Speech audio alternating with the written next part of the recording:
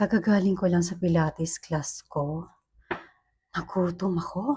Nadaanan ko 'to sa mga bumibili ng prutas. Ang laki niya. Ang hagad ko na. Pasensya na kayo. Pawis na pawis pa ako. Wow! Wait, hugasan muna natin. Ay, sobrang kapal. Sobrang nipis naman. Ayoko kasi nung ito niya, oh.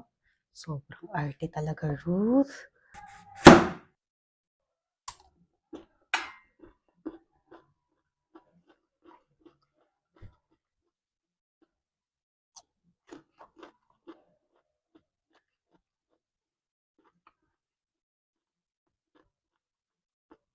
Mas masarap 'to 'pag may pinakurat na suka.